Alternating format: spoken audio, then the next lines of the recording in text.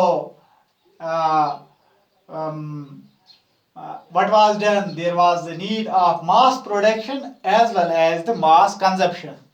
जितना हम तैयार करते हैं, प्रोड्यूस करते हैं, उतना ही वो खर्च होना चाहिए. Then our economy is good.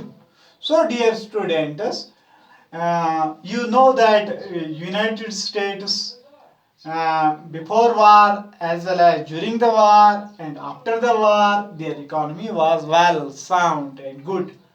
So at that very time there was a man, एक आदमी एक था जो कार मैन्युफैक्चरर करता था जिसका नाम हेनरी फोर्ड था. वो इस मास प्रोडक्शन का यानी कि लार्ज स्केल पे, बड़े पैमाने पे चीज़ों को तैयार करना, फैक्ट्रियों में चीज़ों को तैयार करना, इंडस्ट्रियों में चीज़ों को तैयार करना, इसका एक ये कार मैन्युफैक्चरर था. यानी कि ये कार को बनाने, गाड़ियों का बनाने वाला था उस टाइम. उसने एक आइडिया दिया, that was the mass production. और उसने एक मॉडल दिया, फोर्ड्स मॉडल. जैसे कि कार आज की आती हैं, फोर्ड की कार आती है, तो फोर्ड्स मॉडल था जो यूएसए में अडॉप्ट किया गया. एक्चुअली वो एक चिकागो एक जगह है, वहाँ पे वो गया था. वहाँ पे उसने स्लॉटर हाउस, यानी कि जहाँ पे जानवरों का ज़बह खाना होता है, वहाँ पे उसने एक सिस्टम देखा उन वर्कर्स में कि वो बड़े अच्छे तरीके से काम करते थे. वर्क डिस्ट्रीब्यूट था, कंटिन्यूस वर्क करते थे, वहीं स्लाइडर करते थे, ज़बा करते थे, वहीं पैक करते थे, वहीं जल्दी जल्दी वो काम करते थे.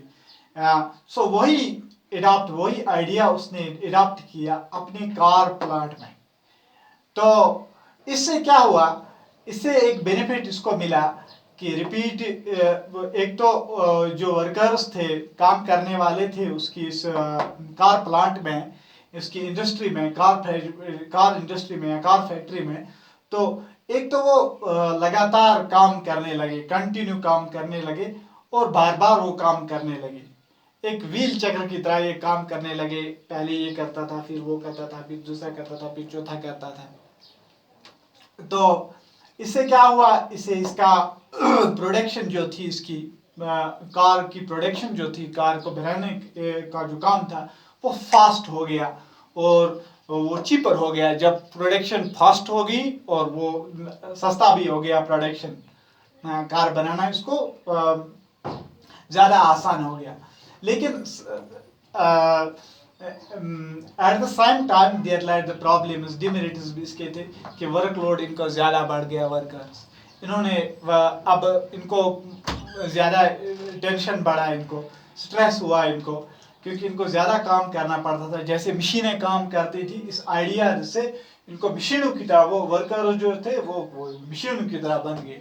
तो इन्होंने स्टार्ट की, ये प्रोटेस्ट स्टार्ट किए, यूनियंस इन्होंने बनाए.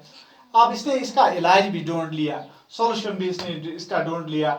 इसने इनकी जो तनख्वाह है वो इंक्रीज करी.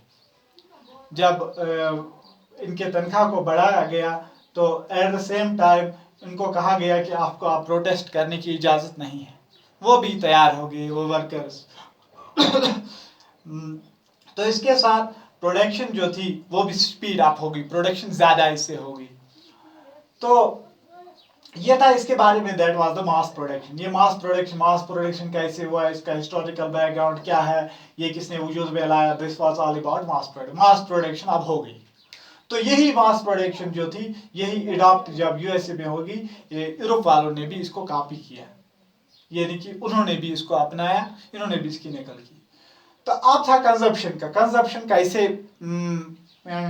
इसी से कंजप्शन भी, मास प्रोडक्शन से, इसी आइडिया से कंजप्शन भी, यानी कि खर्च, जो ये यहाँ से प्रोडक्शन जा रही थी, यानी कि कार बना रहे थे, मशीनें बना रहे थे, बाकी प्रोडक्ट्स बना रहे थे, यहाँ पे इसकी कंजप्शन भी अप हो गई. कैसे इसकी कंजप्शन अप हो गई, बूम कैसे, कंजप्शन कैसे अप हो गया. जैसे कि हमने इन वर्कर्स को, मुलाजिमों को हमने तनख्वाह इनकी बढ़ाई. इसने हेनरी फोर्ड ने जब इनकी तनख्वाह बढ़ाई तो ये अब आराम से वो अब परचेज करने लगे कार्स को. अब ये कार्स खरीदने लगे वर्कर्स. तो कार जब ये खरीदने लगे तो 1919 में 2 मिलियन कार प्रोडक्शन थी। अब कार प्रोडक्शन 1929 में 5 मिलियन हो जाती है, यानी कि 19, 20, 21 यानी कि 29 तक ये 5 मिलियन हो जाती है, इतनी कार की प्रोडक्शन होती है। यानी कि इसका मतलब है कि कार की कंजप्शन भी ज़्यादा हो गई थी, इसकी डिमांड भी ज़्यादा हो गई, क्योंकि अब लोगों के पास ज़्यादा पैसा था, वर्कर्स के पास ज़्यादा पैसा था, मुलाजिम ज़्यादा लगाए गए थे, इनकी इनकम बढ़ गई थी, इनकी कंजप्शन भी बढ़ गई थी, इनकी डिमांड भी बढ़ गई थी। सो इससे क्या हुआ, इसके एक तो कार प्रोडक्शन भी बढ़ गई, इससे कंजप्शन भी इससे बढ़ गई। इसके साथ साथ एक सिस्टम बनाया गया, that was the system of hire purchase, यानी कि क्रेडिट बेसिस पे इनको कहा गया कि आप लोन ले सकते हैं, आप इंस्टॉलमेंट पे वापस दे सकते हैं। तो लार्ज इन्वेस्टमेंट इन हाउसिंग, इसी तरह इन वर्कर्स ने यानी कि लोगों ने या इन एम्प्लॉयज़ ने क्या किया, इन्होंने अब मकान खरीदे, मकान बनाने शुरू किए। हाउस होल्ड गुड्स जो उनमें चीज़ें लगती थी, जैसे रेफ्रिजरेटर था, वॉशिंग मशीन था, रेडियोस था, बहुत सारे किस्म के चीज़ें इन्होंने अब खरीदा इन वर्कर्स ने। इससे क्या हुआ, एम्प्लॉयमेंट भी इंक्रीज़ हो गई, एम्प्लॉयमेंट भी बढ़ गई, इन्होंने एम्प्लॉयमेंट भी बढ़ाई, इनको हायर इनकम्स दिया, हायर वेजेस दिए, इनकम भी ज़्यादा हो गई, कंजप्शन भी ज़्यादा हो गई, डिमांड भी ज़्यादा हो गई। जो वार ने एक गैप एक बनाई थी वो भी अब रिकवर हो गई, यूरोपियन इकानमी भी बूस्ट अप हो गई। लेकिन at the same time after this in 1929 में इकानमी जो होती है वो फिर बैकवर्ड्स की तरफ जाती है, डाउन हो जाती है, जिसको द ग्रेट डिप्रेशन कहते हैं। वो आने वाला टॉपिक है हमारा। मुझे उम्मीद है कि आप इस वीडियो को अच्छी तरीके से वॉच करोगे और आप इस पे मेहनत करोगे, जिस तरह हम मेहनत करते हैं टीचर। आज कोई टीचर घर में बैठा नहीं है, बल्कि उससे ज़्यादा मेहनत करनी पड़ती है। मुझे उम्मीद है कि आप भी अपने घरों में अच्छी तरीके से एक किताब, हम भी किताब भी कंसल्ट करते हैं। अगर आपको मेरी वीडियो क्लिप आपको समझ में नहीं आती होगी तो आप YouTube से भी कोई भी क्लिप आप सर्च कर सकते हैं।